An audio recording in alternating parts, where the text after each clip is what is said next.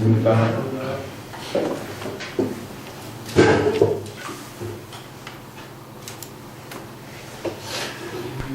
오늘은 249쪽 되겠니?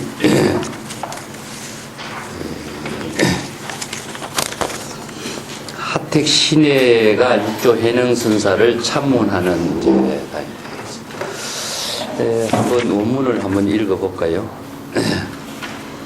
우유일성 명신해니 남양인야라 지조계산 예배하고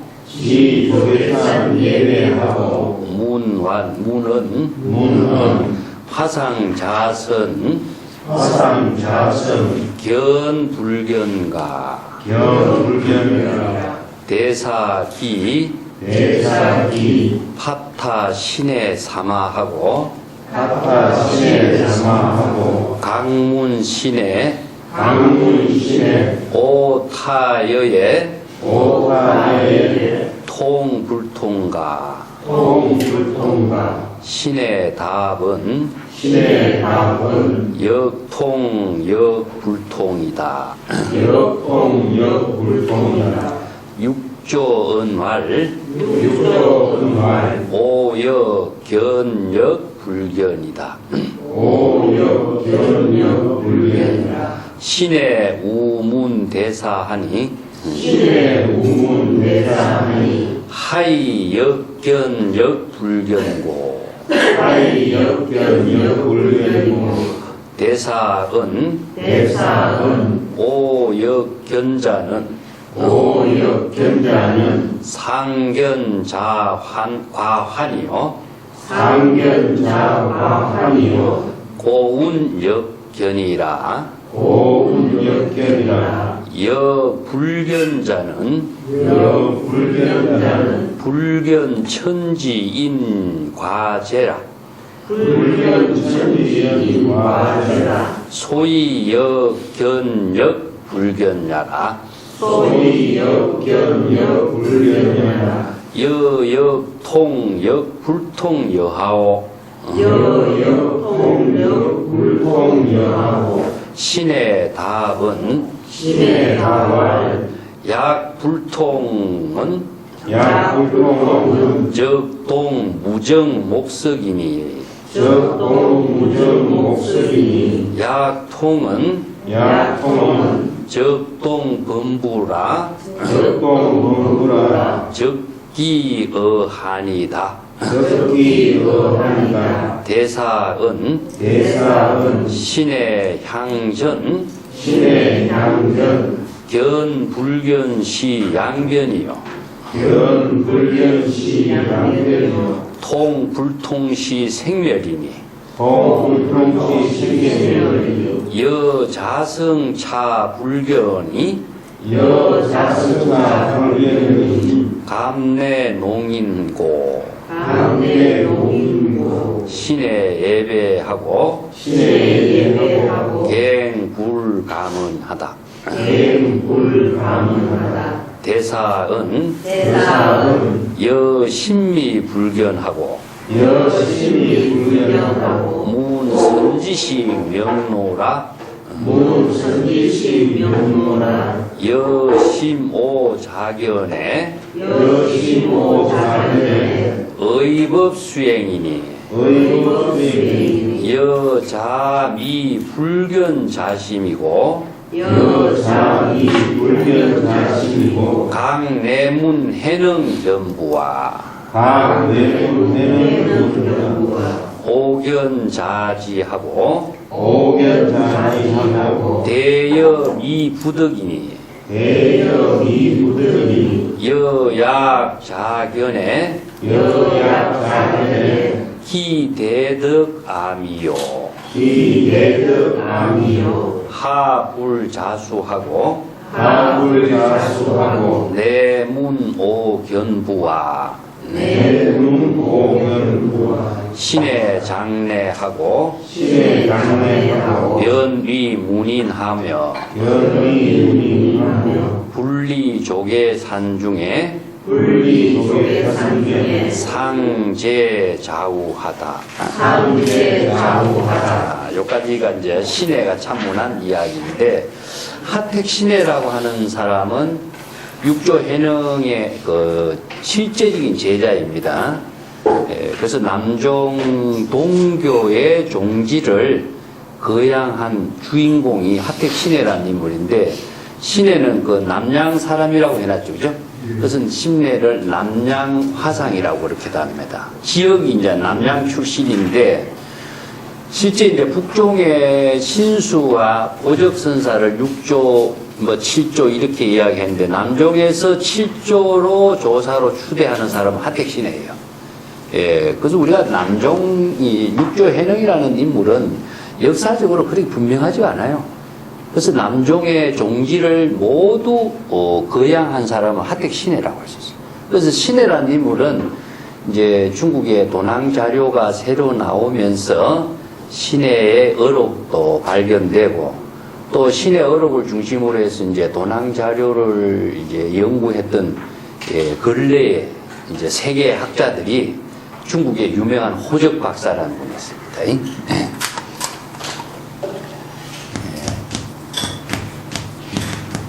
그 세계적인 석학이죠. 중국의 호적 박사, 일본의 스스키, 스스키 다이제스트 이런 사람들이 이제 두 사람이 다 중국 고전 문학과 사상을 연구했어요. 그래서 호적이라는 분하고 이제 스스키라는 분이 하와이 대학에서 국제 그 철학자 모임에 가서 학회를 한 거죠. 그래서 이제 스스키가 일본의 가나선의 전통의 사상을 세계적으로 영문으로 저술을 많이 해서 소개를 하니까, 오늘날 선하면 스스키입니다. 이거 스스키라고 하는데, 이분이 세계적인 석학으로서 이제 선을, 동양의 선을 서양에 소개를 했죠. 그래서 왜 이렇게 됐냐면, 일본에서 이제 문물이, 서구의 문물이 사실상 빨리 이제 받아들였잖아요. 그러다 보니까 유럽이라든가 서구의 사람들이나 미국에 있는 사람들이 이 동양의 문화를 중국에서 이렇게 받아들이는 것보다도 일본인들이 이것을 소개하는 것이 더 앞장섰어요. 그래서 선이라는 언어를 스스키가 젠이라고 하는 글자를 연구를 해가지고, 일본말로 저걸 젠이라고 그럽니다. 요걸. 중국말로는 찬이라고 해요. 근데 찬이라는 말은 안 쓰고 젠이라는 언어가 세계의 영어 사전에 등재가 돼버려요. 그래서 오늘날 선하면은 젠, 선불교, 젠 부디즘, 이 언어가 그냥 세계화 돼버린 거죠. 근데 이분의 역할이죠. 그래서 이제 이분은 가나선의 그 체험, 깨달음의 경지를 세계적으로 이제 영문으로, 이제 영어에 너무나 뛰어나니까 영어로 저술을 바로 했죠. 대성기실론, 선 에세이, 모든 그 자신들의 저술을 영어로 바로 해서 세계에 불치니까, 스스키의 저술은 세계 각국에로 번역 안 된 것이 없습니다. 그만큼 세계에 명저가 남겨졌죠. 근데 중국의 호적 박사도 미국에 유학을 했고, 또 이분도 대단한 학자죠. 그래서 두 사람이 하택 신의 어록을 똑같이 연구를 한 거죠. 도낭에서 나온 자료를 가지고. 그래서 하택 신해를 중심으로 해서 두 사람이 이제 세계적인 학회에 만난 거죠. 그래서 이제 한 사람은 체험 중심의 선의 입장을 가지고 연구를 발표했고, 호적 박사는 중국 문학사를 연구했어요. 그 문학 사상사를 중심으로 연구를 해서 저술을 해놨는데, 선이라고 하는 문헌이 중국의 고전에는 없었는데 당대의 선 문헌이 많이 어록이 나오잖아요. 그래서 중국의 전통 문학 사상을 연구를 할 때 선 문학을 빼놓을 수가 없어요. 그래서 선을 연구를 해가지고 당대에 이제 그 도낭 자료고 하택 신해 같은 어록이 나와가지고 연구를 같이 하게 된 겁니다. 그래서 선의 건립자가 누구냐? 호적 박사는 하택 신해다. 그만큼 하택신해라는 인물이 역사적으로도 분명하고 자료적으로도 분명하고 해서 그런 대단한 역할을 했던 인물이죠. 이제 내가 연구한 것도 하택신해가 남종선을 이룬 연구를 해서 나도 학위 논문을 썼어요. 근데 이분이 이제 할배라고 하는 그 중국의 그 지역에서 하택신해의 출신지라고 할 가까운 데죠. 거기에 왕류라고 하는 사람이 절도사로서 그 지역의 역할을 했습니다. 이제 선의 역사의 가운데인데 왕류라고 하는 인물은 어떤 인물이었냐면은 왕진이라고 하는 동생하고 왕류의 어머니하고가 북종선의 절실한 신도였어요. 그래서 왕공 귀족들 가운데 대표적인 인물인데 이분이 자기를 호를 불교의 모든 그 사상을 다 체득해가지고 왕마힐이라고 그래요. 자기 호를 왕마힐이라고 그랬습니다. 뭐 마힐은 뭡니까? 유마거사죠, 그죠?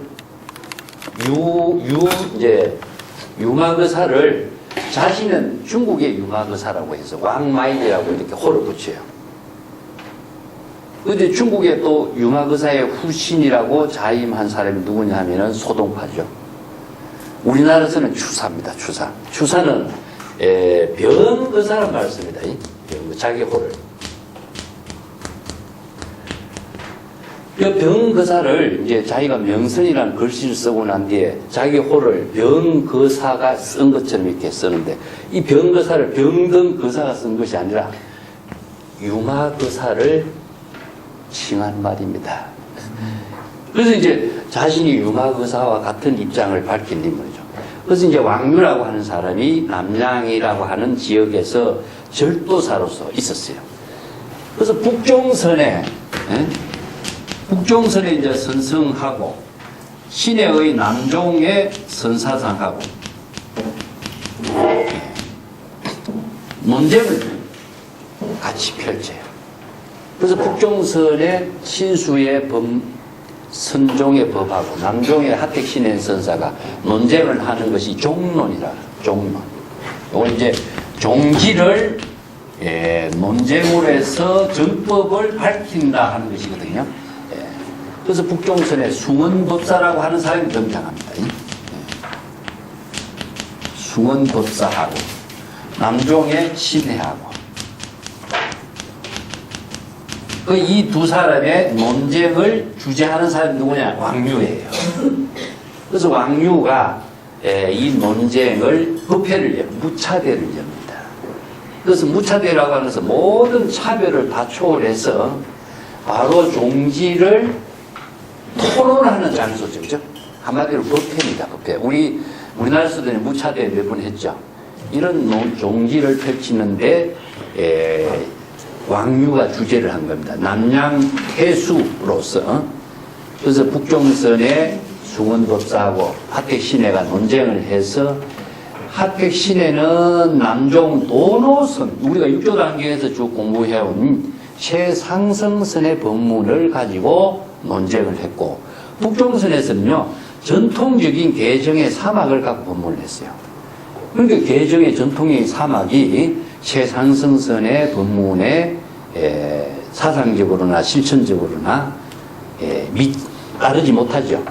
그래서 북종선의 지지자였던 왕류가 하택신해를 지지하는 후원자가 됩니다.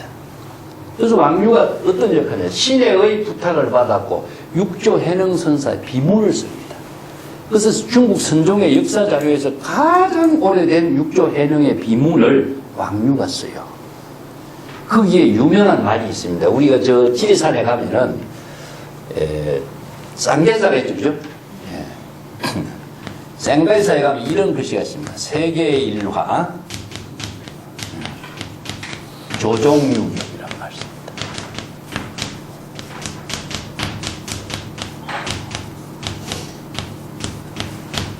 이 추사 글씨로 써놨습니다. 그래서 추사 글씨로 이 세계일화 조종유급이라는 유명한 글귀가 쌍계사의 그 암자에 가만히 써져 있는데 현판으로 써져 있죠. 그런데 이 글이 어디에 나오냐? 왕류가 육조 해능의 비문에 이 글을 씁니다. 그래서 이 세계일화는 무엇이냐 하면은 서강일 부처님이 연꽃을 들었죠, 그죠? 그래서 가섭이 미소를 지었습니다. 그래서 이심전심으로 불법을 전해서 세존이 연꽃을 들어서 자신의 삼처전심의 법을 가섭에게 전한 것이 세계이라고.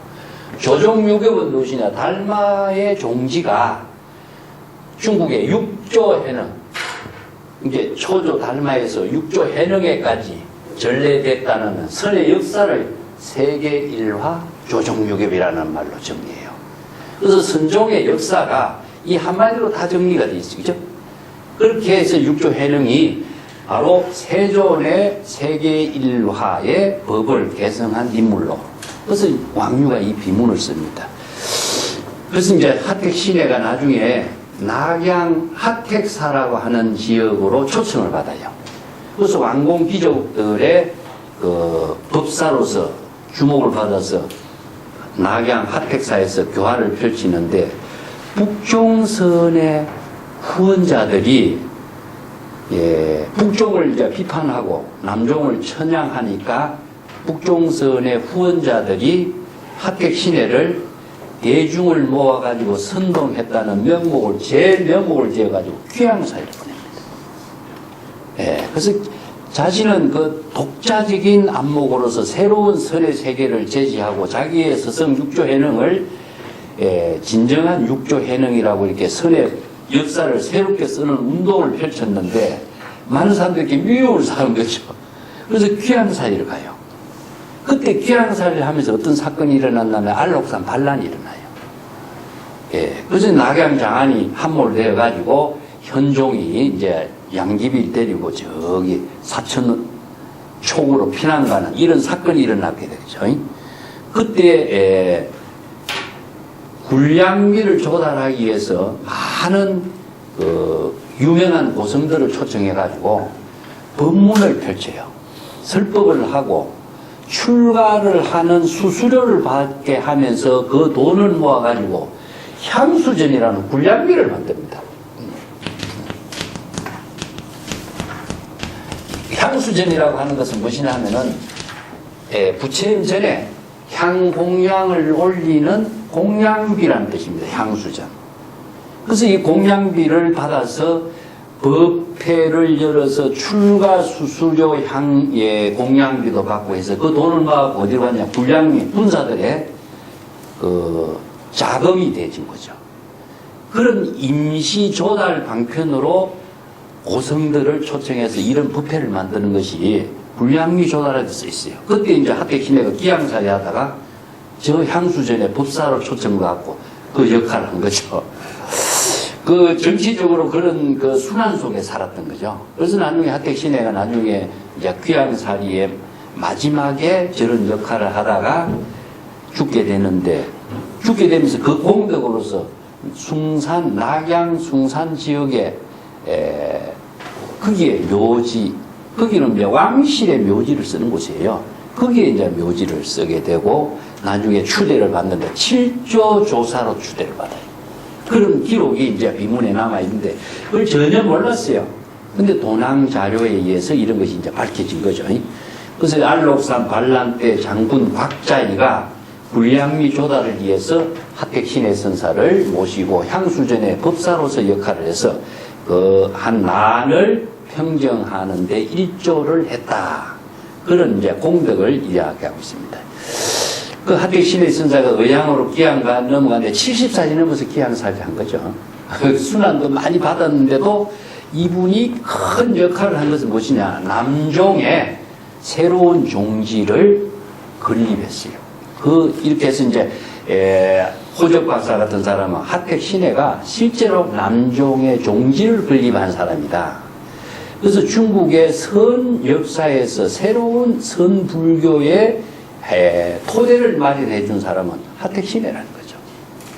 근데 육조해능이라는 인물은 역사적으로서는 굉장히 분명하지 않는 점이 많고 하택신해는 역사적으로 분명한 인물이기 때문에 이것이 이제 의록도 남아있고 비문도 남아있고 잘 전리되어 있습니다. 근데 여기에서는 육조당경이라는 책은 하택신해가 육조 해능의 정법을 개성한 주역으로서 등장해요. 그렇지만 여기에서는 해능이 중심인물이기 때문에 하택신에는 여기에서 해능의 법을 배우게 된 입장에서 지금 등장하고 있습니다. 자, 요 부분이 요 46단인데 한번 살펴볼게요. 또 한 성녀가 있으니 신혜라고 하는 이름의 성녀가 있었다. 그는 남양 출신의 사람으로서 조계산 육조 해능의 처사에 이르러서 해능선사에게 예배를 올리고 해능선사에게 질문한 말을 다음과 같이 했다. 화상 자선의 견불견가, 화상께서는 자선 수행할 때에 보기도 하고 보지 않기도 합니까? 이게 굉장히 엉뚱한 질문이죠, 그죠? 그래서 견불견이 어떤 문제냐 하면요. 자, 이 문제를 바로 화상에게 자신의 안목을 제시하면서 질문을 하는 거죠. 그래서 이제 여기에서 본다 하면은 보는 대상이 떨어지고 보지 않는다 하면은 보지 않는 차별 대상이 떨어져요.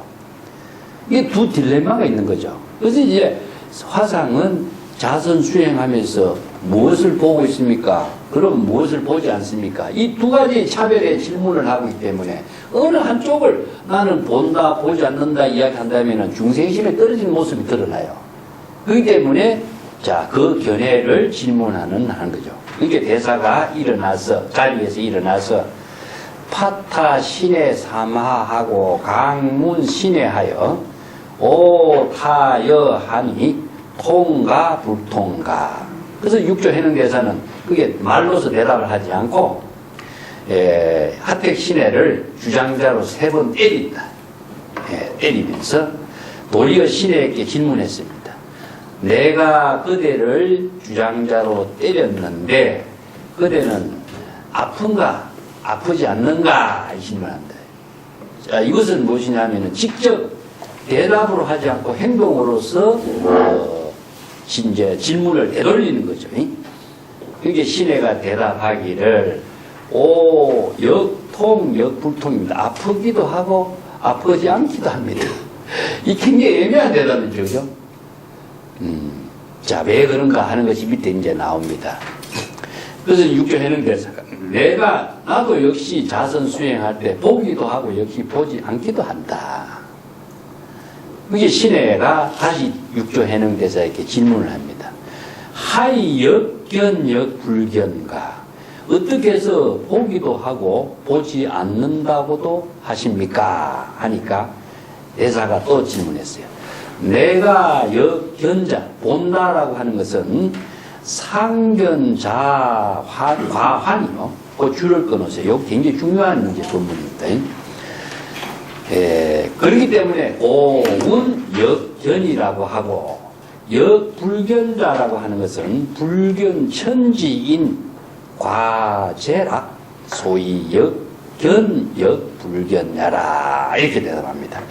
내가 자선 수행하면서 본다라고 하는 것은 뭘 보느냐 하면은 항상 자기 자신의 허물을 스스로 자각해 보는 것이기 때문에 역시 본다고 이야기하는 것이다. 이게 뭡니까? 바로 자기 자신의 허물을 보는 것은 중생의 망념을 자각하는 거죠. 예.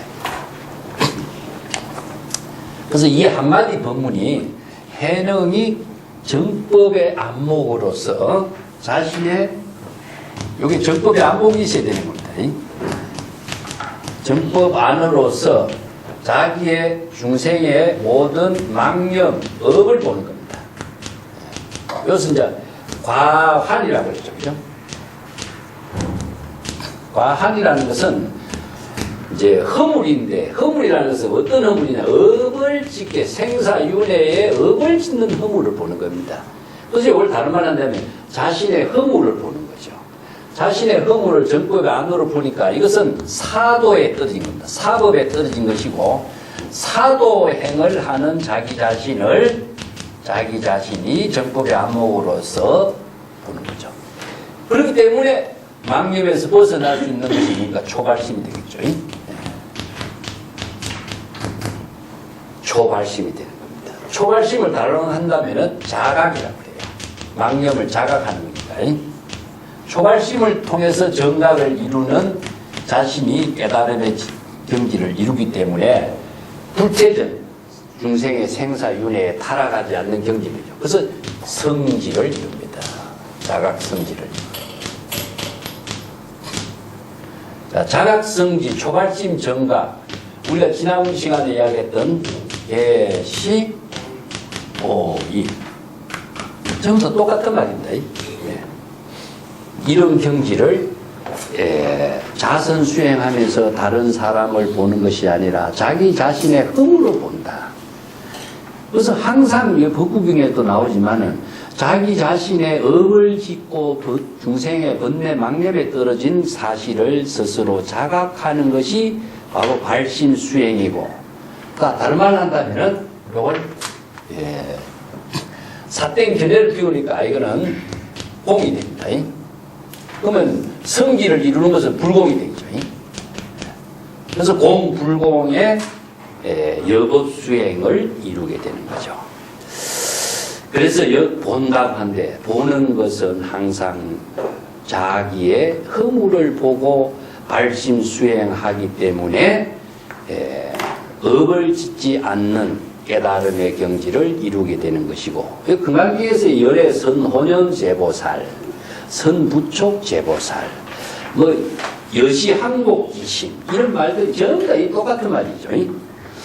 불경 천지인 과제요, 천지의 여러 사람들을 대상 경계의 허물을, 남의 허물을 보지 않는다. 이것은요, 대상 경계의 법의 대상 경계를 텅 비운 겁니다.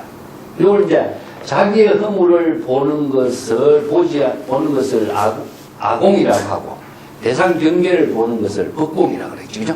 그래서 아공, 법공의 선정, 참선 수행을 하는 자신의 모습이다. 이런 표현이죠.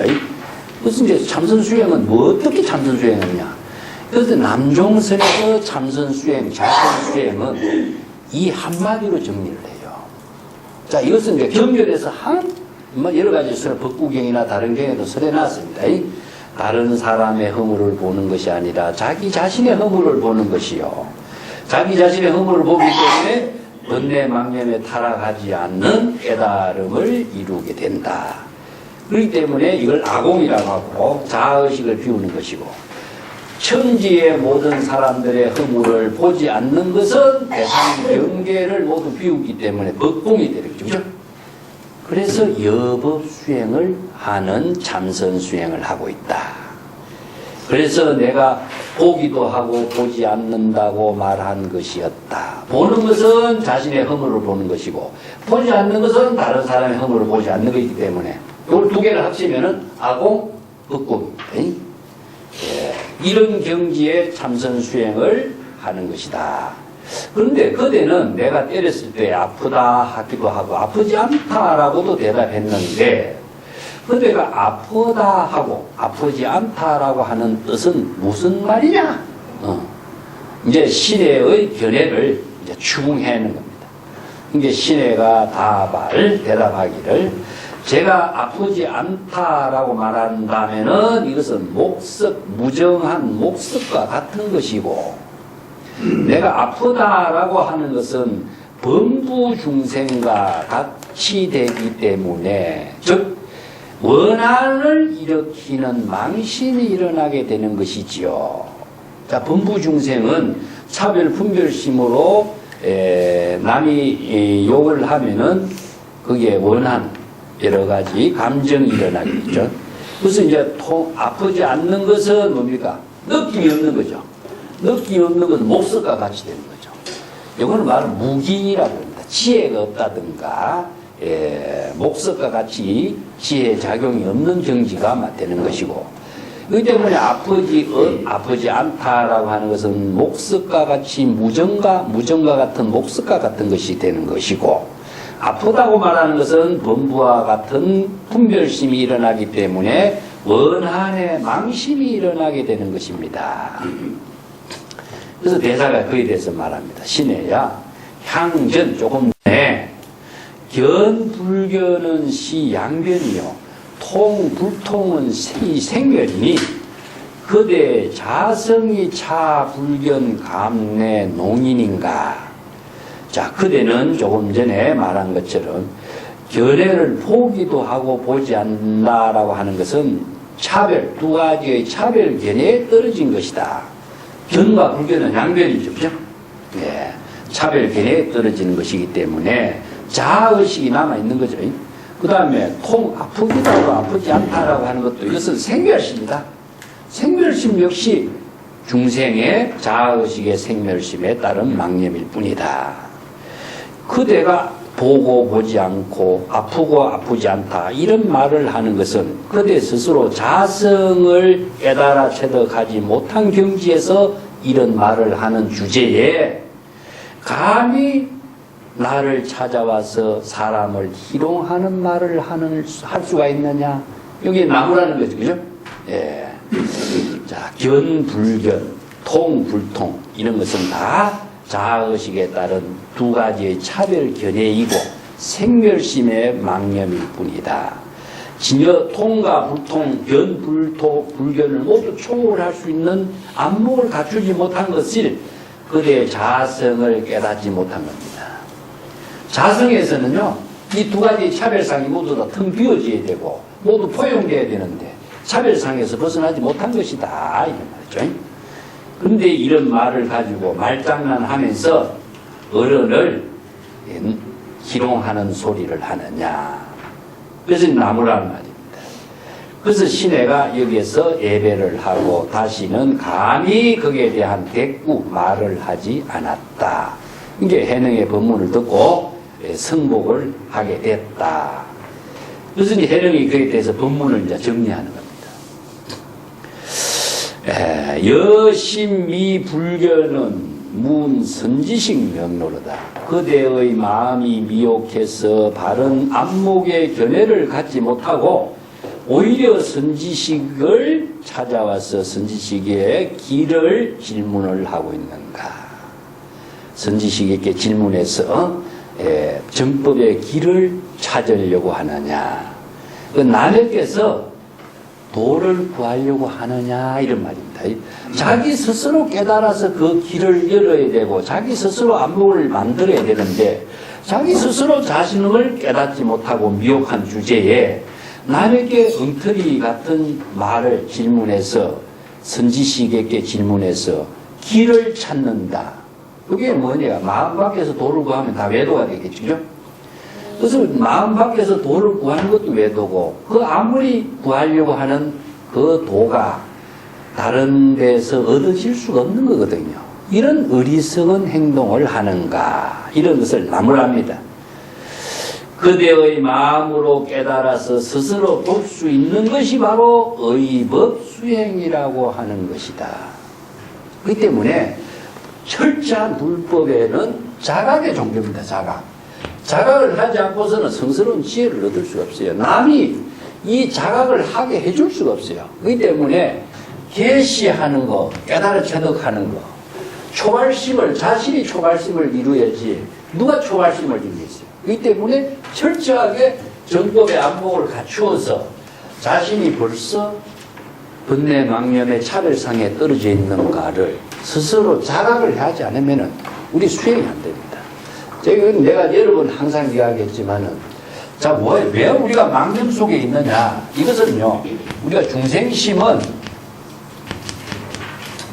항상 우리는 중생심 속에 살고 있어요. 이게 사바세계라고 하는 데가 이렇게 해서 이야기합니다. 사바세계에 사는 중생은 모두 다 자연스럽게 차별심, 분별심, 자의식 속에 살고 있거든요. 그렇기 때문에 자신이 번뇌 망념에 업을 짓고 사는지 생멸심 차별상에 사는지 모르는 거예요. 그래서 정법의 안목으로 비본래인 사바세계에 살고 있는 자신을 본래의 지혜로운 삶을 살 수 있도록 되돌려야 돼요. 그래서 되돌아가게 하는 것이 불교에서는 수행이란 말씀입니다. 이제 수행이란 말에 참 독자성을 제가 잘 이야기했는데, 요 수행이란 말은요, 불교에만이 있는 언어입니다. 세계 어떤 고전이나 사상이나 종교에서도 수행이란 말을 산스크리트로 바바나란 말, 이 말을 쓰질 않습니다. 자, 이것은 어떤 의미를 갖고 있냐면은 이 비본래에 살고 있는 것, 자연스럽게 삶을 살지 못하는 것을 정법의 안목으로서 본래 자연으로 되돌아가게 하는 힘을 발휘해요. 그래서 본래 자연으로 되돌아갔을 때 본래 자연, 진여, 자성의 지혜로운 생명이 작용이 되도록 하는 겁니다. 근데 노장자 같은 경우에는요, 이것이 없어. 수행이라는 언어가 없어요. 그렇기 때문에 자연 본래 그대로 무의자연으로 살아라고 이야기하는데, 무의자연으로 사는 그 자체가 굉장히 애매한 거죠.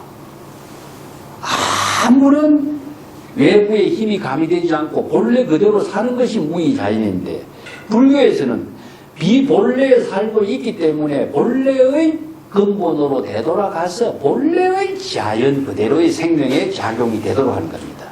그래서 이런 수행 체계의 법문이 불교에만 있어요. 그래서 독자적으로 수행이란 말을 씁니다. 그래서 수행은 목적을 이루는 것이 아니라 본래로 되돌아가는 수행이에요.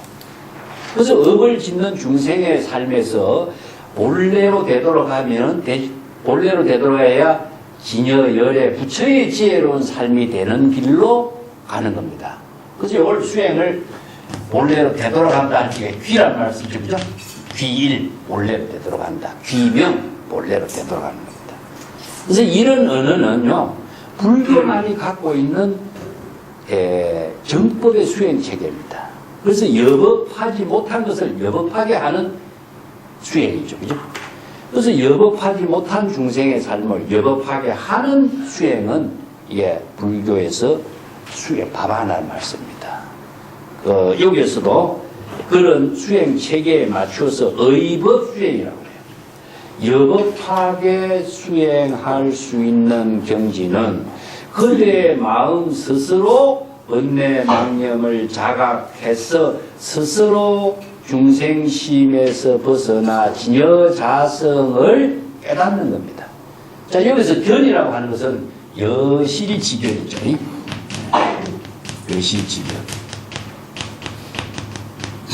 정법의 안목을 갖고서 중생의 망심을 볼 수가 있어야, 여실지견이 있어야 여법수행, 의법수행이 되는 겁니다. 그래서 이제 여라고 하는 글자가 여법이라든가 여여라든가 열애라든가 이런 말은 뭐와 같다. 그런데 같다라고 내면 본래와 같은 겁니다. 진여 자성과 같다. 여기서 중생심은 같지 않는 거예요. 차별 분별심으로 업을 짓는 것이기 때문에 진여 그 자체의 지혜가 여법하게 작용되지 않는 거예요.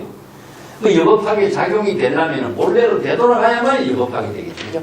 그래서 여법하게 발심 수행하는 경지를 본인이 스스로 마음을 깨닫는 것은 뭡니까? 바로 그대가 망심으로 있는 중생심의 망념을 깨달아서 스스로 본래 진여 자성을 체득하는 경지에, 그것이 바로 의법 수행이 되는 것이니 이런 말입니다.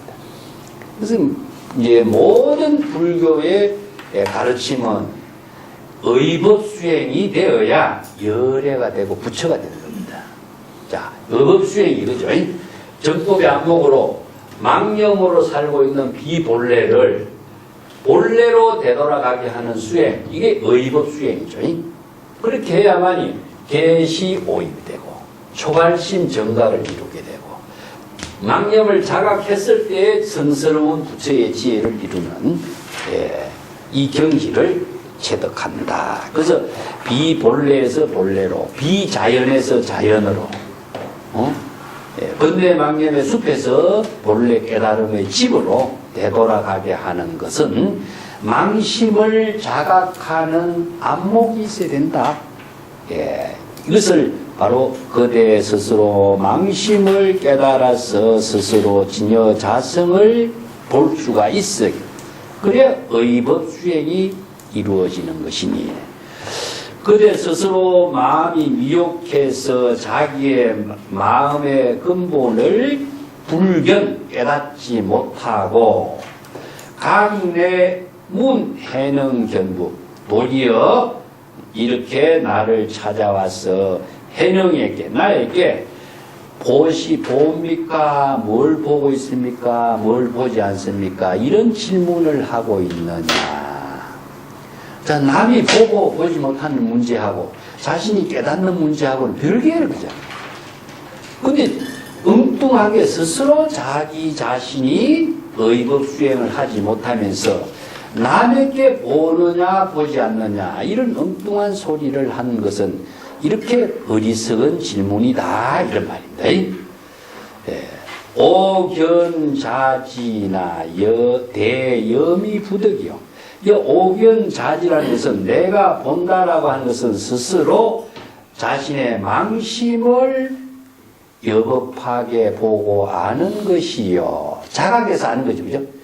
이세 오견자지 내가 깨달아서 보는 번뇌 망심을 보기 때문에 번뇌 망심을 여법하게 볼 수 있는 것은 자지 스스로 정법의 안목을 구족했기 때문에 알고 있다. 망념이 일어난 사실을 스스로 알고 있는 겁니다. 이게 지인데 지가 유불능지예요. 자, 다른 말로 한다면 정법의 안목으로서 자신의 망념을 보는 것을 오직 부처의 지혜로만 알고 있다 하는 말이 유불능지입니다. 유불능지를 불지견이라고 했어요. 법화기에서 부처의 지혜와 견해로서 알 수 있는 겁니다. 중생의 망념을 자신의 허물을 사도로 가는 허물을 자신의 정법의 안목으로 아는 것을 말해요. 그래서 이걸 이제 경전이나 기실론에서는 유불능지라고 그러는데요. 부처의 지혜로 여법하게 알고 여실하게 보는 걸 말해요. 근데 여기서 우리가 불지견이 뭘 보고 뭘 아느냐 하면은 사실은 비본래에 살고 있는 자신의 중생심을 보는 겁니다. 그래서 이제 중생심을. 그러면 중생심을 보는 것이 만약 중생부재가 되는 거죠. 그래서 제불이 이 사바세계에서 출세하는 것은 중생의 번뇌 망념을 여실하게 보기 때문에 중생의 번뇌의 생사 망념을 중생을 부재한다 이런 말이에요. 그러면 중생이 자신의 마음속에 망념이 중생이기 때문에 이 중생을 바깥에 있는 중생을 구제하는 건 아니죠. 자기의 망념을 부처의 지혜로 자신의 허물을 보았을 때 자신의 중생을 부처의 지혜로 구제하는 것이 되겠죠. 자, 이게 바로 부처가 출세하는 겁니다. 계시 오입이죠. 예, 부처가 이 세상에 이때사 인연으로 이 사바세계에 출현했다 하는 말은 자신의 망념을 스스로 깨달아서 망념을 불심으로 전환했을 때에 중생구제가 되는 거죠. 그래서 중생구변 서원도 우리가 사홍서원이 이렇게 이루어지는 겁니다. 근데 마음 밖에서 중생을 구제하려고 하고 다른 사람 중생을 구제하는 것이라고 생각하는 것은 우리가 정법을 바르게 몰라서 그런 거죠. 많은 사람들이 우리가 경전을 그렇게 이해하고 있죠. 그죠? 우리가 경전 공부를 잘못해온 겁니다. 그래서 불지견은 항상 자신의 마음속의 망념을 자각하는 거죠. 그래서 육조 해능이 내가 보는 것은 뭘 보느냐? 자신의 마음속에 잘못된 중생의 허물을 본다. 중생의 번뇌 망념으로 허물을 보기 때문에 발심을 하는 겁니다. 망념에서 벗어나게 되고 망념에서 벗어남과 동시에 부처의 지혜를 이루는 깨달음을 이루게 되겠죠. 그래서 이걸 불교에서는 초발심이 정각이라고 합니다. 자, 법화경에서는 일대사 인연으로 이 사바세계에 출세했다. 그것도 마찬가지로 바로 불지견으로서 망념을 자각하는 것이 일대사이면입니다. 그래서 부처가 출세가 되는 거죠. 그래서 자신의 중생을 구제, 자신의 망념의 중생을 구제해야 자신이 부처의 지혜를 이루고 부처가 출세하는 것이지, 다른 사람의 망념을 자기가 볼 수가 없어요. 다른 사람의 망념을 내가 대신해서 깨달아 줄 수가 없어요. 요 구절이 이제 다음에 나옵니다. 많은 사람들이 얼마나 착각하고 있느냐는 거죠. 그래서 육조 당경의 최상승의 법문이라는 것은요, 경전에서 우리가 오해를 하고 잘못 이해하는 것을 선생들이 정확한 정법의 안목으로 바른 수행을, 최상승의 참선 수행을 할 수 있는 법문을 이렇게 새롭게 정의해 준 거죠. 자, 오견자지나 대염 이부덕이요. 내 스스로 자신의 허물을 보고 자신의 허물을 자각해서 부처의 지혜로 자각해서 중생을 구제할 수 있는 일은 할 수가 있지만은, 그대의 미혹함을 내가 대신해서 구제해 줄 수는 없는 것이다. 이 한마디입니다. 내 스스로 중생을 구제해서 내 스스로 부처의 지혜를 이루고 내 스스로 깨달음을 이룰 수 있는 안목은 펼칠 수가 있지만은, 내가 깨달아서 부족한 정법의 안목을, 그대의 미혹함을 내가 대신해 줄 수가 없다, 이 말입니다. 그래서 이제 자각의 종교라는 본질이 일어나요. 그래서 선은 철저한 자각의 종교입니다. 그래서 이제 자각할 수 있도록 제시의 법문이 뭐냐? 계시오임이죠. 철저하게 자각해서 이 경지를 이루도록 해야 되는 것이죠. 그러면 이제 법을 설하는 것은 뭐냐? 본인이 정법의 안목을 부족해서 자각할 수 있도록 그 법문을, 불법의 계의를 배우고 정법의 안목을 부족해서 스스로 부처의 지혜를 가지고 중생을 제도하는 능력을 갖추라는 이야기죠. 자, 이 한마디가 자각의 종교의 핵심을 이야기해요. 내가 자신의 허물을 보고 자신의 허물을 자각해서 중생을 구제할 수 있는 경지는 바로 내 스스로 부족한 정법의 안목이다.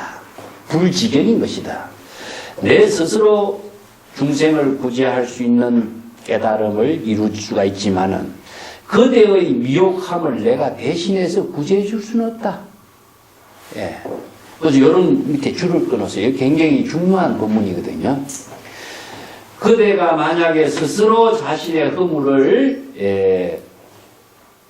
본다면은, 그대가 만약 스스로 자신의 허물을 본다면은 그 허물을 보는 지혜의 안목을 갖고 나의 미혹함을 대신해서 구제해 줄 수 있겠는가?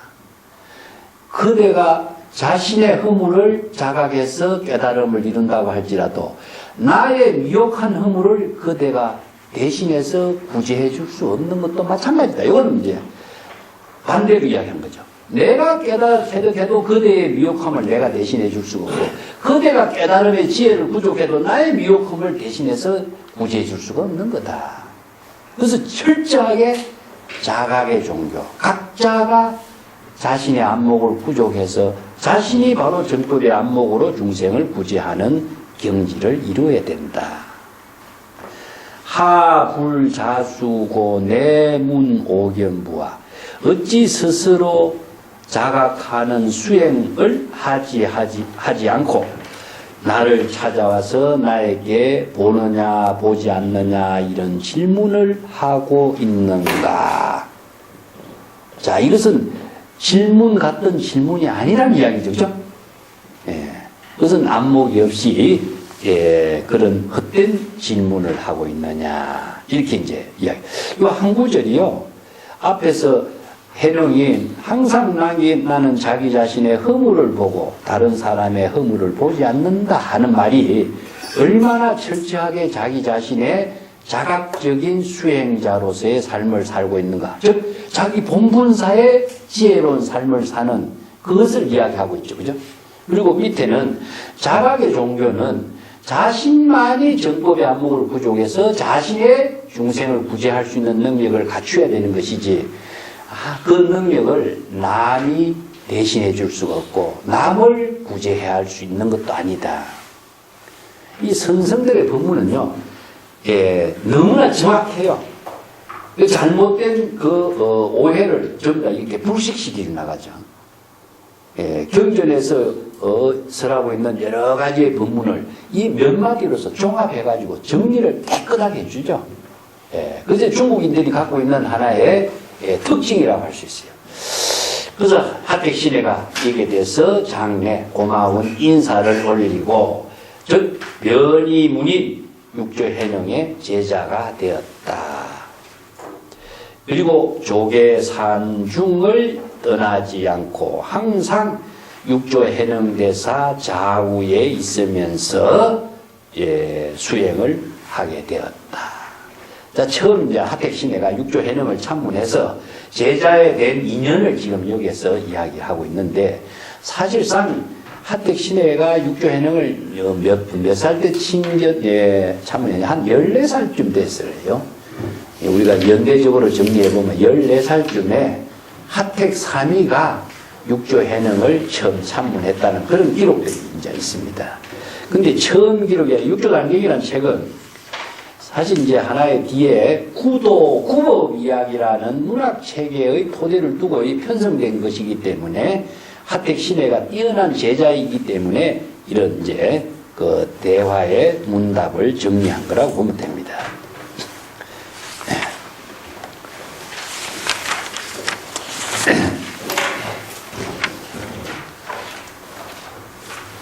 자, 뒤에 이제 47단으로 한번 넘어가 볼까요?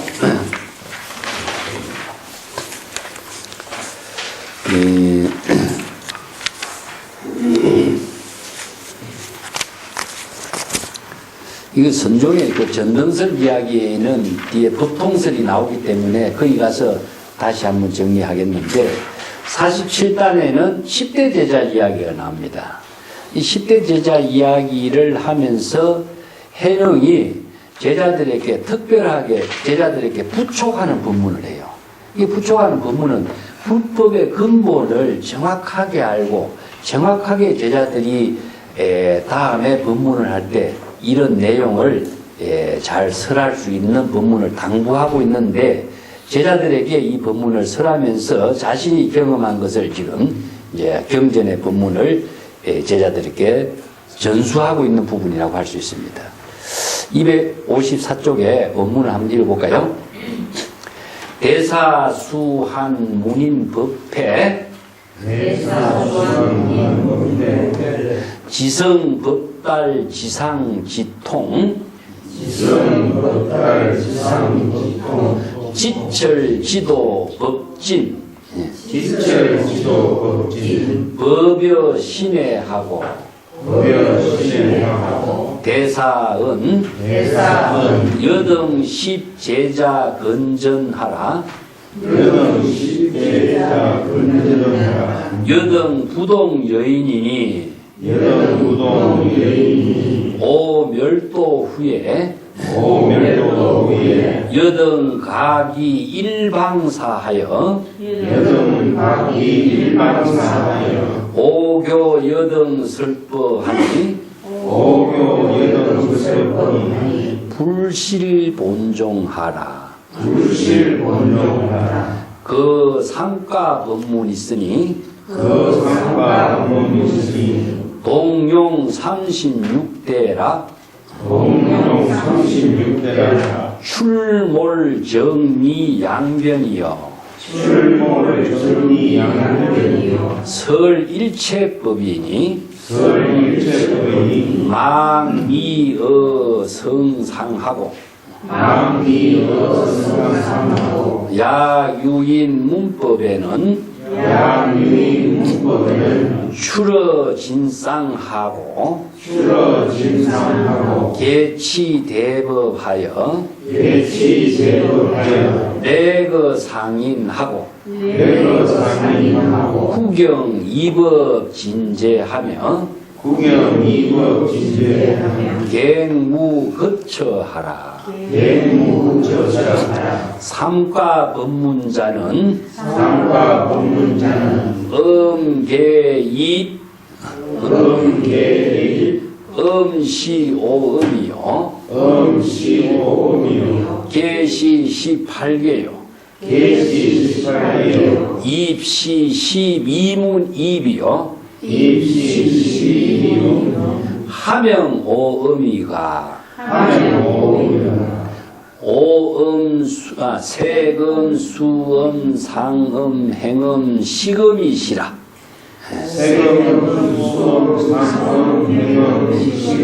시라. 하명 18개요. 육진육문 육식이니.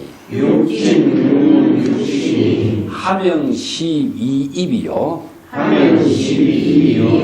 외육진의 중육문이라. 하명 육진이요. 색성향이초법시라. 하명 육문이요. 안이비설신이시라. 법성기 육식하고 안식, 이식, 비식, 설식, 신식, 의식, 육문, 육진, 자성함 망법하여 명의 함장식이니 사량적 전식이요 생육식하며 출육문하며 견육진하며 시 3618이니 유자성사요 기 18사라 약자성정이면 기 18정이니 합악용적 중생이요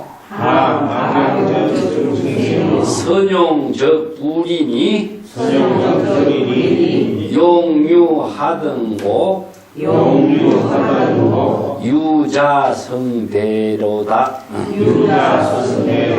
네.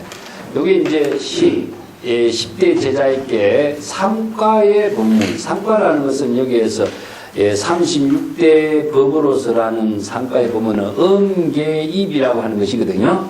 그래서 5음, 18개, 12입, 요게 삼과 세 가지로 불법의 세계관을 분류한 겁니다. 이게 이제 우리가 반야신경에 내가 이거 설명을 해놨죠. 그죠? 5원 12처 18개입니다. 그 부분은 반야신경 책이 있으면은 한 번씩 나눠드릴까? 거기에 그 표를 그려놨으니까 그걸 같이 참조해보면 도움이 될 겁니다. 자, 먼저, 여기 10대 제자의 이름이 등장하는데요. 대사가 문인, 법회, 지성, 법달, 지상, 지통, 지철, 지도, 법진, 법여, 신해, 이런 사람은 10대 제자 이름이 거론되고 있죠. 그죠? 근데 10대 제자에 대해서는 전에 내가 한번 이야기했습니다만은 그 유명한 훌륭한 서성은 10대 제자, 물론 이제 제자들이 뭐 수백 명이 되기 때문에 10대 제자밖에 있는 게 아니죠. 근데 10이라는 숫자가 챙기고 있는 하나의 중국인들이 갖고 있는 철학이 있어요. 10은 뭐래서 원수라 그랬죠. 그죠? 원수입니다. 원만한 겁니다. 지혜와 자비가 원만하게 부족된 입장을 10이라는 표현으로 하는 거죠. 그래서 이제 10대 제자가 스승의 지혜와 자비가 원만한 경지를 이룬 것을 10대 제자에 의해서 무궁무진으로 바뀐 겁니다. 무진의 숫자라 그러거든요. 10은 원수인과 동시에 무진의 수다 그럽니다. 이런 철학을 갖고 있어요. 원수인가, 원만한 숫자인과 동시에 무진의 수다 그래요. 그래서 스승의 원만한 지혜와 자비가 10대 제자를 통해서 무궁무진하게 전개된 거죠. 이렇게 이제 해능의 법이 법계의 제자들과 더불어서 지혜와 자비의 공덕이 무궁무진하게 이루어져요. 그래서 이제 지혜와 자비의 공덕을 무궁무진하게 법계에 두루하는 것을 지난번에도 설명을 했습니까? 향으로 표현하고 소리로 표현합니다. 그래서 향성 무진 이런 말을 써요. 향은 우리가 5분 법신향이죠. 그죠? 계향, 정향, 해향, 해탈향 5분 법신향입니다. 그래서 법계에 두루하는 공덕으로서 법신의 법향을로서 법계에 두루하고 또 성이라는 것은 소리인데 우리가 이거 법음이라 그럽니다. 법음.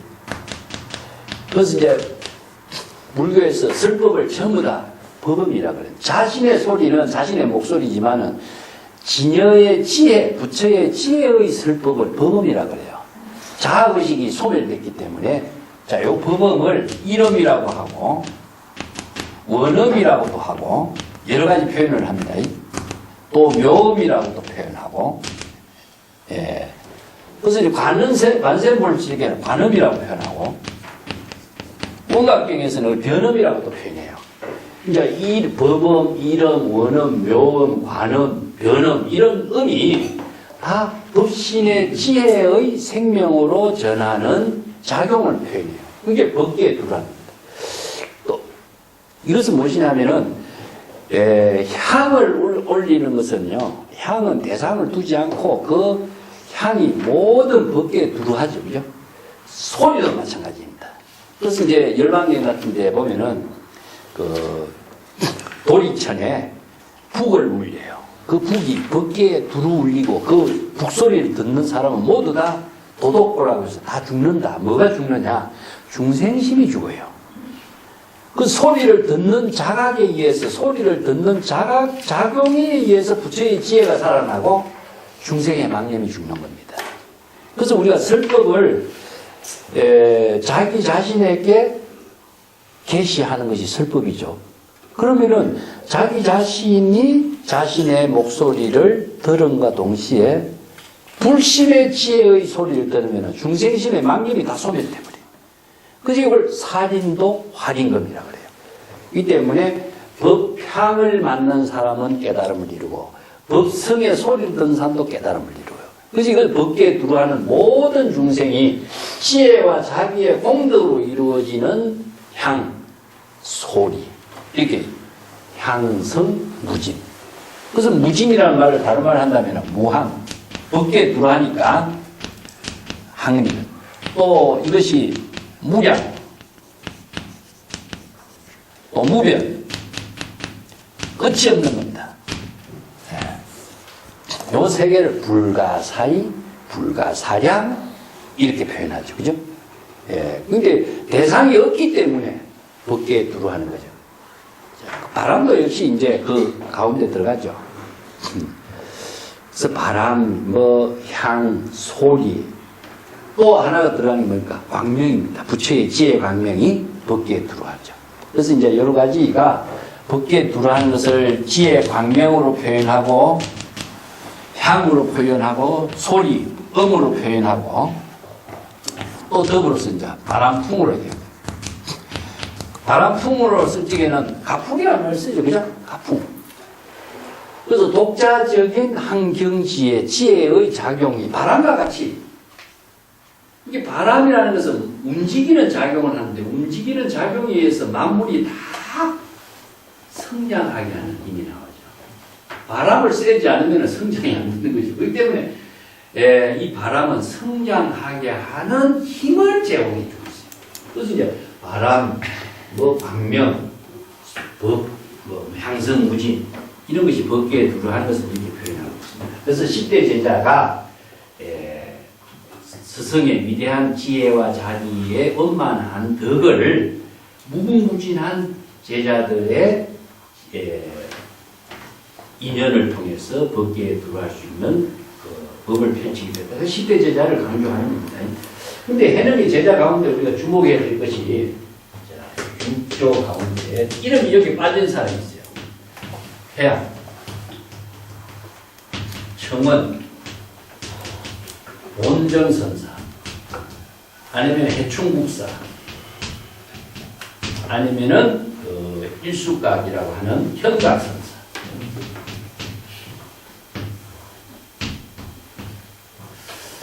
이 사람들이 육조 당정에서 10대 제자 가운데 이름도 언급이 안 돼요. 육조 당정에는. 우리가 선의 역사에서 볼 적에 해양의 문화, 청원의 문화, 해양의 문화에 누가 합니까? 마조가 나왔죠. 그죠? 마조의 문화에 조사선의 모든 꽃을 피는 인물이 다 나와요. 청원의 문화에 석두가 나와요. 석두 희전선사가 나와요. 뭐 해충국사나 현각선사는 정도가 만든 사람이고, 사공산 본정선사, 이 사람들이 참 뛰어난 부분을 많이 남겨놨는데 실제적인 인물이고, 이 사람들은 전부 다 실제적인 인물입니다. 근데 육조 단계에 등장하는 10대 제자 가운데 실존적인 인물로 우리가 이해할 수 있는 사람은 하택신의 한 사람밖에 없어요. 그래서 10대 제자 가운데 하택신의만이 실존 인물이고, 여기에 등장하고 있는 10대 제자는 법회, 지성, 법달, 지상, 지통, 지철, 지도, 법진, 법역, 이런 사람들은 육조 당경에만 등장하는 인물입니다. 역사상에 등장하는 자료는 없어요. 그래서 역사상에 실존 인물로 등장한 사람은 마지막에 하택신의 한 사람밖에 없어요. 그래서 육조 당경을 편찬하는 입장에서 신혜가 왜 등장했느냐, 다른 사람은 가상의 인물이라고 볼 수 있고 실존의 인물을 신혜거든요. 그렇기 때문에 육조 해능의 법을 이은 실존의 인물을 하택신혜라는 거예요. 나머지는 하택신혜라는 인물을 도와주는 보조적인 역할로 등장하는 인물이에요. 그런데 실제로 역사상에 등장한 인물이 해양, 청원, 본정, 해충, 이 사람들은 고성전에도 등록하고 전등록, 조당집 같은 실존의 모든 근거 자료의 기록이 다 남아있고 법문이 남아있는데, 이런 사람들은 육조 단계에 등장 안 시켜요. 왜 그러냐는 겁니다. 그래서 제가 이 논문을, 육조 단계 문제 논문을 쓰면서도 이런 문제를 정리한 거예요. 이런 사람이 등장하면요, 하택신혜라는 실존 인물이 여기서 육조 해능의 정통의 실조로서 조사의 지위를 차지할 수가 없어요. 그렇기 때문에 이 사람들은 여기서 다 제거합니다. 그래서 육조 당경은 하택신의 계통의 인물에 의해서 편집된 책이라고 보는 겁니다. 그래서 이제 중국의 조사선의 실질적인 역할을 한 사람은 해양의 제자의 마조, 청원의 제자의 석두. 이 사람이 이제 강서에서 살았고, 석두는 호남에서 살았어요. 그것은 지방이거든요. 양자는 밑입니다. 양자는 밑인데, 그 당시에 마조의 문화가 선불장기에서 이루어졌죠. 부처를 선발하는 곳입니다. 그래서 호남 석두의 문화에, 마조의 문화에는 제자들이 가까이니까 그렇게 먼 거리가 아니에요. 그래서 당대 최고의 이 두 선성이 살고 있으니까 천하의 수행자들은 마조의 문화와 석두의 문화를 참문하지 않으면 수행자라고 할 수 없는 그런 말이 되인 거죠. 그래서 이제 이걸 이 두 마디 붙이면 뭡니까? 강호가 되죠. 그죠? 그래서 강호란 말이 여기서 나옵니다. 마조의 문화와 석두의 문화를 강호라고 해요. 그래서 천하의 수행자들이 이 두 선성의 문화에서 참선 수행을 하고 불법을 공부하지 않으면 수행자라고 할 수가 없어요. 그래서 강호란 말은 뭡니까? 바로 천하는 말이에요. 여기에서 이 고사가 나옵니다. 중국에서 이제 천하란 말이 중언이란 말도 천하란 말이에요. 중언. 요거는 이제 정치가들이 중언은 어디냐? 낙양과 장안을 중언이라고 해요. 근데 낙양 장안이 도읍이니까 그 낙양 장안을 차지하면 천하를 차지하는 거예요. 근데 여기서 강호라고 하는 말은요, 낙양 장안하고 다른 지역인데도 왜 천하란 말이 되느냐? 천하의 모든 수행자들이 이 두 선지식의 법문을 참문하지 않으면 진정한 수행자라고 인정을 받을 수 없다. 그래서 천하의 인물들이 여기 다 모였다는 겁니다.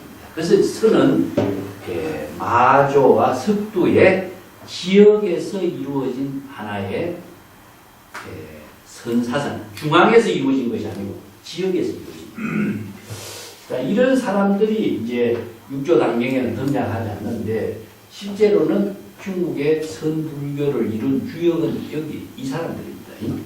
해능이라는 인물은 사실상 분명하지 않아요. 그렇지만 이 제자들은 전부 다 분명해요. 그리고 화택신이라는 인물은 본항자료에 의해 가지고 이분은 대단한 인물이다 하는 것이 나타났고, 그래서 이제 실제로는 여기 신해를 하면 누구치죠. 그래서 신해하고 이 사람이 육조해능에 실제적으로 뛰어난 제자로서 역할을 했습니다. 자, 255쪽에 한번 보겠습니다. 그래서 대사은 여등 십제자는 건전하라. 여등 부동여인이니라. 그대들 10대 제자를 이제 다 모아놓고 건전 앞으로 가까이 오라. 수없이 많은 제자들이 있지만 이 10명의 제자 이름을 불러놓고 너희들은 좀 가까이 다가오라 이 말이죠. 여등 부동여인이여. 그대들 10명은 다른 제자들과는 부동 같지 않다. 차원이 다르다 이 말입니다. 그대들의 수행과 지혜의 안목은 다른 제자들과는 차원이 다른 독자성을 가지고 있다. 이런 입장으로 이제 인정을 하는 겁니다. 오멸도 후에 여등 각이 일방사하야 오교여등 설법하리니 불실본종하라. 그대들은 내가 멸도 죽고 난 이후에 이런 말이죠. 멸도라는 것은 이제 열반이란 말이 멸도이에요. 그래서 선성의 죽음을 그냥 죽음이란 말을 쓰지 않는 거예요. 이거는 멸도라고 하는 것은 열반의 경지를 이루었다. 왜냐하면 자치나 흔적을 남기지 않았다는 게 이야기죠. 이게 자아의식과 대상 경계가 모두 소멸된 경지에서 여여하게 작용한 것이 뭡니까? 열애잖아요.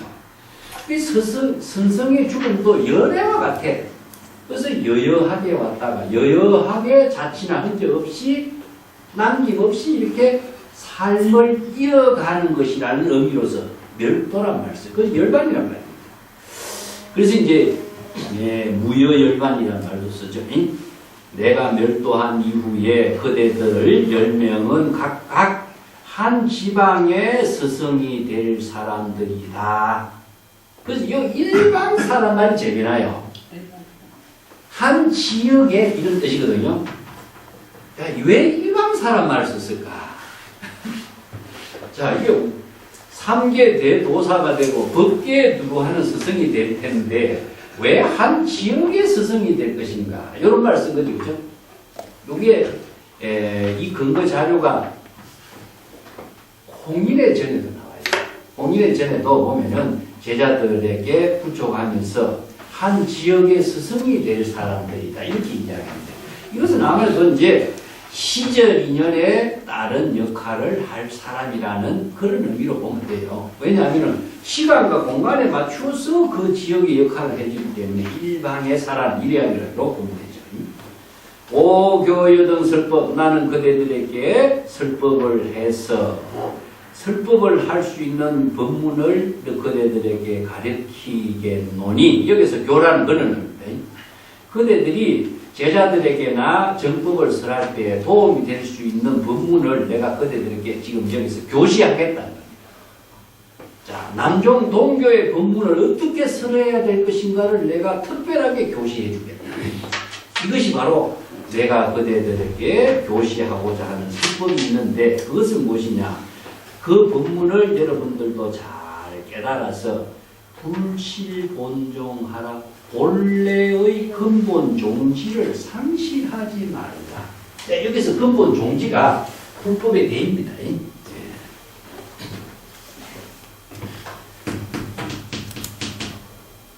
종지, 대. 대의, 불법의 대의. 자, 불법의 대의와 근본 종지는 뭐일까요? 반야, 바람이죠. 반야의 지혜를 이루는 법문입니다. 반야의 지혜를 이루는 법을 불교에서는 종지, 불법의 대의라고 해요. 이 반야의 지혜를 이루는 안목을 갖추지 못하면은 자신이 중생심으로 타락해서 부처의 지혜를 깨닫지도 못하고 깨닫도록 방편의 법을 설할 수가 없어요. 그래서 반야의 지혜는 뭡니까? 바로 공, 불공. 공은 아공, 법공의 경지에서 바로 부처의 지혜가 이루어져. 그 경지의 법문을 반야의 지혜를 이루는 법을 종지를 깨달아야 돼. 그래서 이 종지를 부족한 것이 뭐냐? 부처의 지견이다. 불지견을 부족해야 정법의 안목을 부족해서 이런 뜻입니다.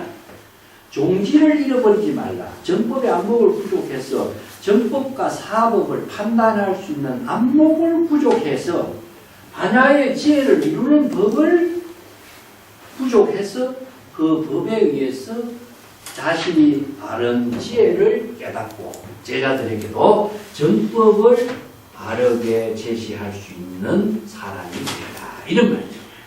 그래서 이제 이 근본적으로 본다면은 붓다가 가설밖에 법을 전한 것이 뭐였습니까? 바로 불법의 존재입니다.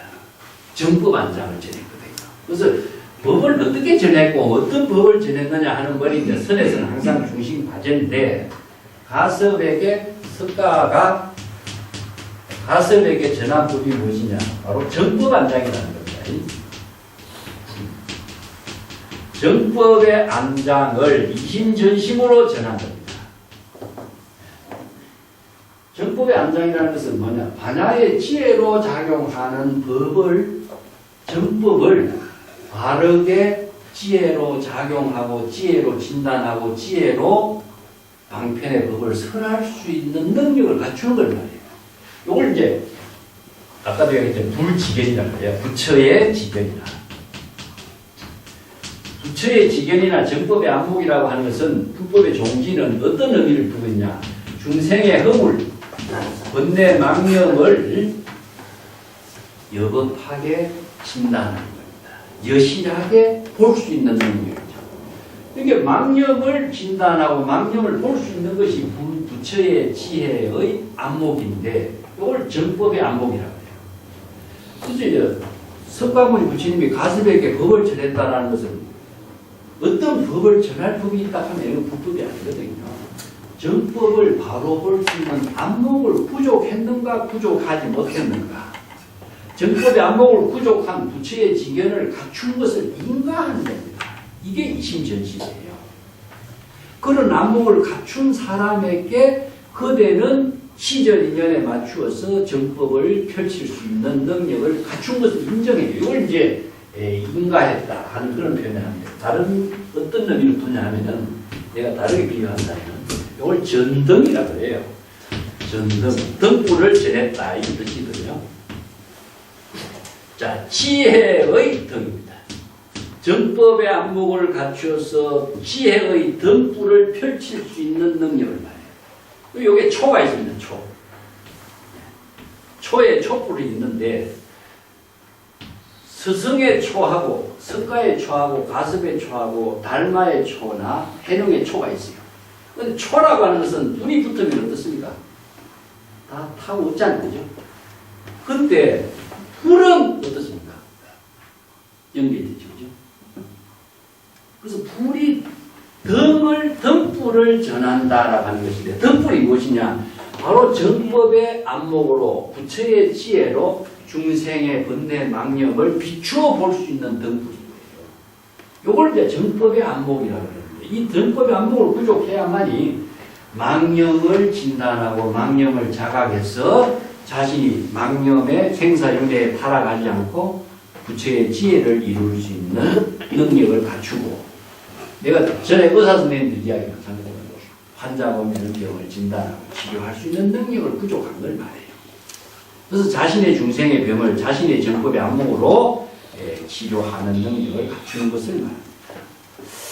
자, 여기서 불실 본종, 바로 남종 동교에서 전하고 있는 불법의 근본 종지를 상실하지 마라. 정법의 안목을 잃어버리지 말라. 불법의 대의를 부족해라. 이런 의미입니다. 종이라고 하는 것은 중국에서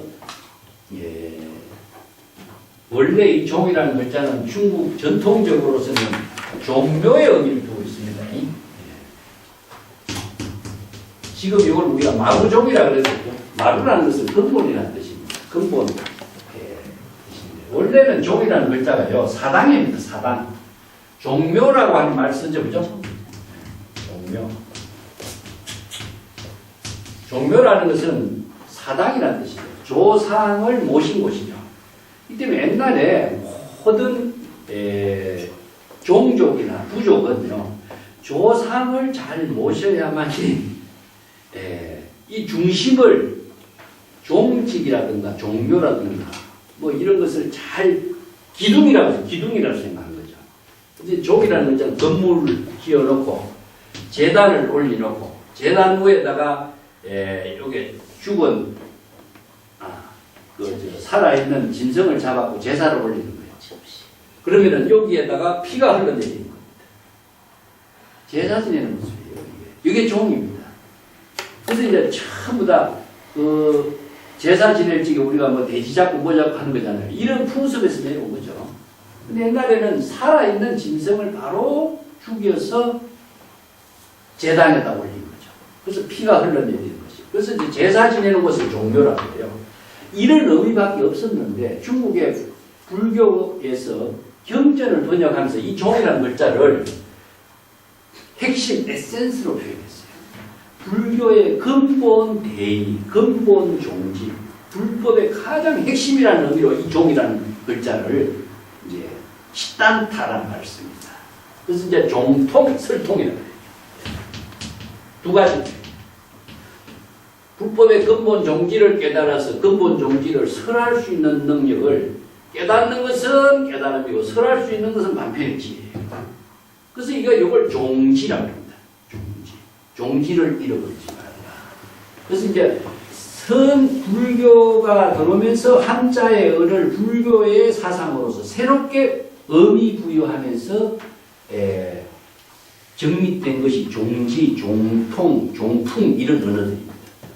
그래서 종지를 잃어버리지 마라. 이런 이제 당부를 하면서 그 설법을 할 수 있는 설법의 여러 가지 종지를 펼치는 법문에 대한 교실을 상가 법문을 세 가지의 이걸 과라고 하는 것을 분류하는 겁니다.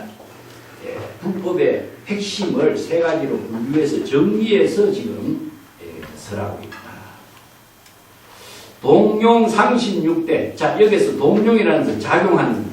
상가의 법문을 제시해서 상가의 법문이 작용하고 있는 36가지의 상대적인 작용을 제시하는 것인데 그 내용의 구체적인 것은 뭐냐? 출몰이죠. 그죠? 출몰은 뭡니까? 떴다가 사라지는 거죠. 이 때문에 출몰은 출입이나 똑같습니다. 생멸과 같아요. 출은 나타나는 것이고 몰은 사라지는 겁니다. 그러면 출생하고 죽는 거하고 이게 모든 법이 우리가 만념이 일어났다 없어졌다. 모든 생명이 살아났다 죽었다. 이게 바로 출몰이 되는 거죠. 그 다음에 니 하는 것은 적은 불의를 말합니다. 불의. 불교의 용어에서 적이라는 글자는 전부 다 불이라는 것입니다. 생사적 열반, 번뇌적 보리. 적이란 말이죠. 불이란 말을 입체가 된 것을 적이라고 해요. 이는 무엇이냐? 나누어지는 겁니다. 적이. 불로 나누어지는 겁니다. 그래서 이는 차별로 떨어지는 것이고 적은 하나가 됩니다. 그래서 근본 단체를 적이라고 하고 두 가지의 차별적인 시각으로 보이는 것을 나누어진 거예요. 정의라고 합니다. 이런 전문적인 이제 철학적인 언어를 가지고 설명하고 있어요. 그래서 출몰은 생멸 출입이고 정이는 적은 불이고 이는 무엇이냐? 이 사가 이렇게 나누어집니다. 차별 분별로서 분리된 상태죠. 하나가 둘로 나누어지는 겁니다. 우리의 마음이 중생심으로 분열하게 되면은 선과 악이라든가 이런 마음이 두 가지로 작용하는 것으로 나누어집니다. 자, 이것은 뭐냐면은 이와 사가 하나로 이루어진 것을 정의라고 하는데 여기서 이는 무엇이냐? 이와 사가 구분되어 있는 겁니다. 그래서 나누어서 보는 입장이 이제 하나는 일체고 이것은 둘로 보는 것을 정의입니다. 자, 이런 두 가지의 양변으로서 일체법을 설하도록 해라. 일체법이라는 것은 일체의 모든 법은 인연법이거든요. 모든 불법의 인연법을 바로 두 가지의 구조, 하나의 생멸에 작용하고 일체와 불의의 작용으로서 이루어진 법하고 두 가지의 차별상으로 이루어지고 있는 견해의 입장에서 일체법을 설법을 하도록 해라. 이렇게 인연법을 이해하려면은 이렇게 제시하지 않으면 인연법을 이해할 수가 없어요. 인과 연이 모여지는 것은 두 가지죠, 그죠? 인과 연이 하나의 작용으로 이루어진 것은 하나가 됩니다. 자, 적은 하나가 되는 것이고 인은 나누어진 거예요. 그 다음에 만들어진 모든 인연은 생멸의 작용. 태어난도 있고 죽음이 있죠. 이게 바로 무상의 세계를 이야기하는데 인연법은 무상인과 동시에 근본에서는 하나지만 차별에서는 나누어지는 세계. 이것을 일체법을 설하는 법문의 기준점을 잘 제시할 수가 있어야 된다. 그리고 망이여 성상이여 그렇지만 일체법을 설함에 있어서 성과 상을 여의는 일이 없도록 하라. 성과 상을 여의지 말라 하는 말이 무엇이냐면요. 이 참 어려운 용어입니다. 이사, 성, 상, 체용.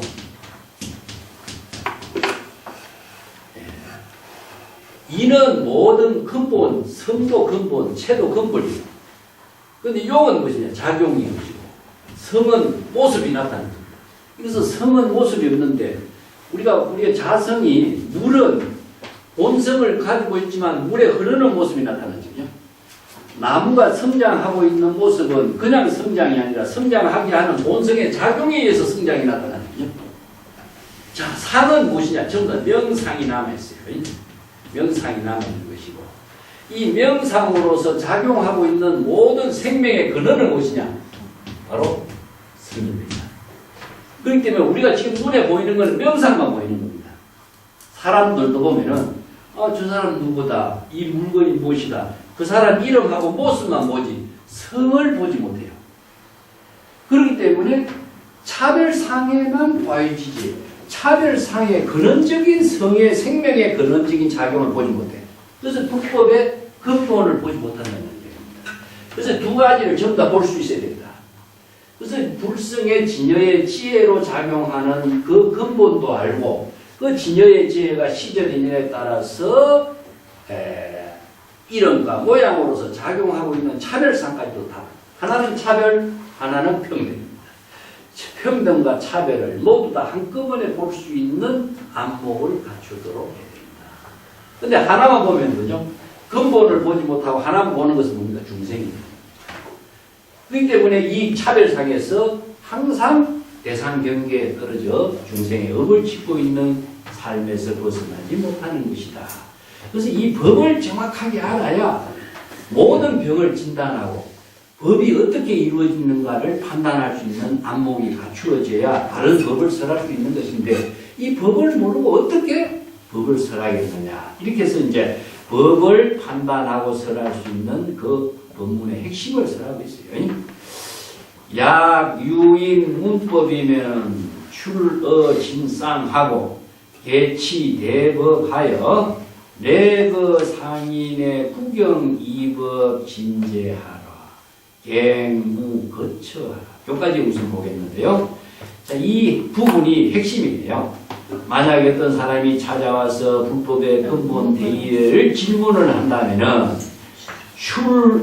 슐어진상이요. 모든 법문을 설할 때는 모두 다 상대적인 차별상을 다 모두 제시할 수 있어야 하고, 쌍이라는 건 뭡니까?